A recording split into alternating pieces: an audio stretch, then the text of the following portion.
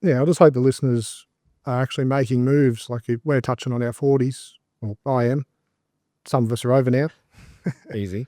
But I just hope people are actually making some moves to what their retirement looks like and starting to get a plan in place. That's all. Yeah, I did a little bit of research on the whole retirement piece, and it's interesting because a lot of us don't think about retirement in their 20s and 30s, right? And then all of a sudden you're 40, and what you can't get is that time back, and that's a huge, huge cost, right? That you're not going to get back, and we need to start realizing that housings went years ago from basically shelter to a leveraged asset class. That's what we're in now, right? Like property is a leveraged asset class. It is shelter, but it's so much more than that now. So you look 30, 40 years ago as an example, and most people were on one income to buy a house, right? Either the man or woman would go work. 30, 40 years ago was mainly the man, right? Not saying one's better than the other. And one of the parents would stay home and raise the kids, right? Mortgage was, roughly, 3 times income, give or take. And you're paying your property off, say 10 to 15 years. Fast forward to today, mortgages are now more like, 6 to 8 times income. It's taken 25, 30, 35 years. Trump is talking about 50-year amortized mortgages. When there's talk, when there's smoke, there's fire. And I wouldn't be surprised if that happens in all the Western world. And now it requires 2 incomes, as an example, right? And people are living longer. So when you start looking at 30, 40 years ago, people were retiring at 60. I remember growing up 10, 12, 13, 14, 15 years old and listening to these commercials called Freedom 55. And Freedom 55 was this whole scheme of retiring at 55 years old. I don't know many people that are retiring at 55 years old today. And, average they were living, give or take 70, 75. Fast forward to today, people are retiring much later, late 60s, right? But they're living into their 80s. They're living into their 90s. Like funny story.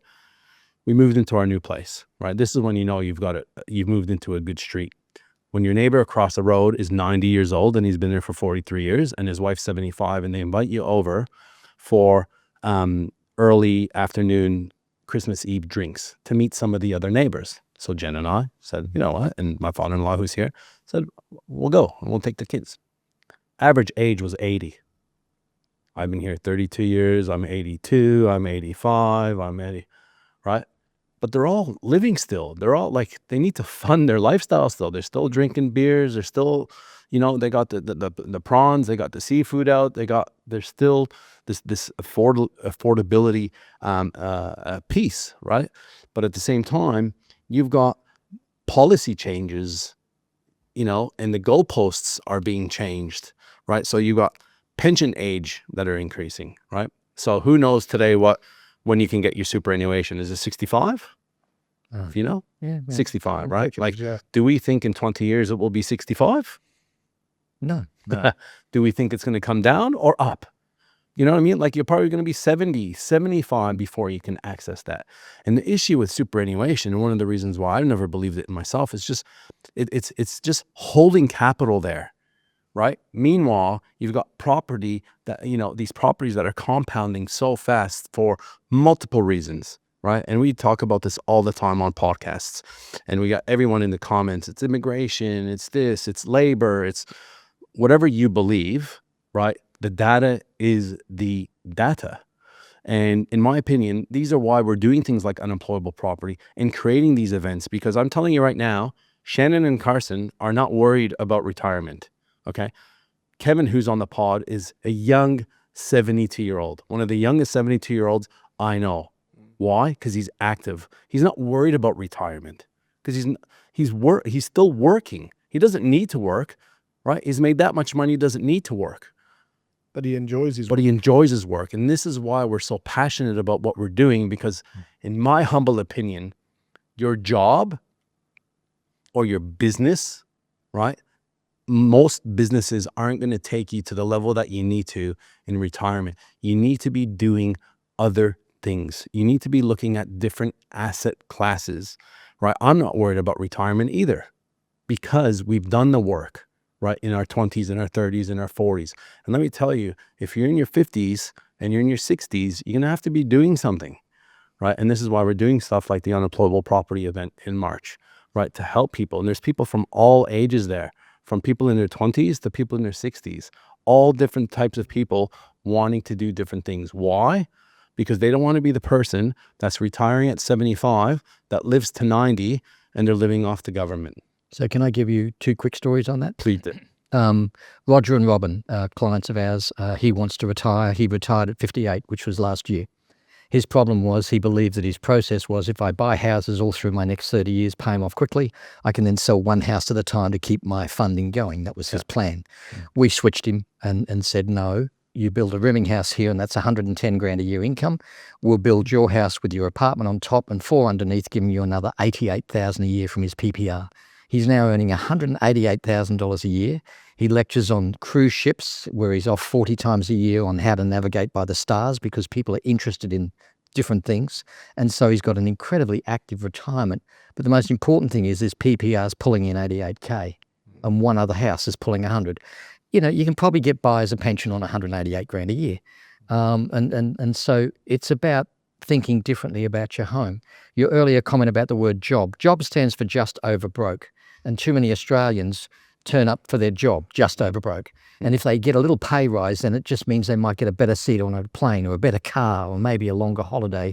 Instead of this, they do that. But it's always just over broke. And the commonality between the 4 of us here is we are unemployable. We are literally, nobody would hire us because we would tell them where to go and what to do, and they are not paying us to tell them where to go and what to do. So fundamentally, the gift you can give them in March is how to stop them being just over broke and start thinking about it. You know, a 12-year-old can find a subdivision. Well, yeah, it's funny. I had a similar conversation to my niece. She just got a really high score. She's going to go on to be a doctor. She's studying for a doctor next year. And she's like, what do you suggest I do if I make all this money in 4 years? She's pretty switched on for, 17-year-old kid. And so we pulled out the compound interest calculator. I said, well, here's your options. You know, you can, start investing now. And if the best thing you've got is time, and just saying if you start with X amount and contribute, this is what you're going to look at. And she was like blown away by how much that actually compounds at. Or I said, you got your share market, which you can't really leverage. And then you've got property development. We're talking to our, property, just straight investment. For me, I think for the boomers, they've done extremely well. I think affordability is going to cap out at some point. We got, like you said, it was just the one income. Now it's the 2 incomes. It's going to hit a level at some point. So if you're going to do it, like I said, the agent just sold us the most recent property. He's been on the side just buying rooming houses, and he's like, I didn't focus on capital growth. I focused on cash flow, so I could build a portfolio. And you're going to get decent capital growth anyhow. He goes, those are still doubled in price, but all of a sudden they wash their face and put a few dollars in my pocket and I can keep building my portfolio. I can't do that if I just buy $1 million property and it rents for $800,000-$900,000 a week. You're negatively gearing. So nobody buys a business to lose money, but for some reason in property, we just think that the money we take out of our pocket, we just hope that it goes up by more and that we're going to be in a better. I just don't think that's the game. So we ran through that, and then for me, I found myself at 36, on 50 grand a year. So even if you're later in life, what we've been able to do in 5 years just by compounding property development and rolling the funds into it and not taking. I've seen a couple of developers recently that have had a couple of wins and they go buy that nice house and they got the Lambo, and we've just reinvested everything. And this next project, all of a sudden we'll go from renting to owning our house unencumbered. It just skip the whole the mortgage piece. So I'd rather that delayed gratification, but it's hard. You got to have that discipline. You got to sit down with, I'm lucky I've got a wife where I say, look, trust me, we're playing the long game, but we're going to skip having the mortgage piece, And you've worn her thin now, mate. Oh, poor darling, she's jumping around all over the shop. But yeah, it'll be worth. She gets to design a dream home now, and then at the end of 2027, look, listen to the board. Like, if we don't want to, we don't have to work ever again, and that's in 5 or 6 years. It's pretty quickly crazy how things can turn around if just by compounding. And that's the thing. Like earlier, I mentioned that Shannon called me and we discussed a few things, and he's like, I want to share something with you, right? And it was you guys' wins that you guys are having, and he told me some figures, right? And I just sat down after the phone call and I was thinking to myself, I'm like I thought I was doing well, right? I think I'm making good decisions. And then Shannon drops this bomb on me going, hey, check this out. And it makes me realize and look in the mirror that like what I've been doing for the last, say 20 years, right? These guys have been able to do that in a quarter of the amount of time. And it makes me look going, am I doing the wrong thing? Or maybe should I be looking at learning a little bit more about what these guys are doing? Because you are who you surround yourself with, right? And that's the thing. So this is where you start expanding your mind and asking yourself these types of questions, right? But the reality is there's a very uncomfortable truth that we all need to realize what's happening, right? Early retirement used to be the default outcome of a normal life 30, 40 years ago. Now it's a reward for extraordinary outcomes. And we have to believe this because this is what's happening. This is the uncomfortable truth nobody wants to talk about. And it's not because people are lazy. Don't get me wrong. There's plenty of lazy people out there, right? That aren't going to be doing anything anyways. So they're not worried about this. They're not probably listening to these types of podcasts and taking in this content, right? But it's because capital beats labor. Systems reward ownership.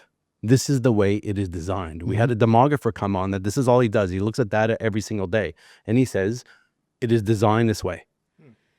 And time and leverage, right, matter more than effort. And this is the thing, you can't get those 10, 20, 30 years back. That's why when we discuss coaching and these young people that don't have money, but they're rich in minutes, right? They might not have the cash, but let me tell you, there's going to be someone there that's rich in cash, that wants a partner that's, with someone that's rich in minutes, that wants to execute and wants to educate themselves. But the reality is people can't retire anymore because wages fund life. But assets buy freedom, and assets are now priced beyond wages. Listen to that over and over and over again. The writing is on the wall.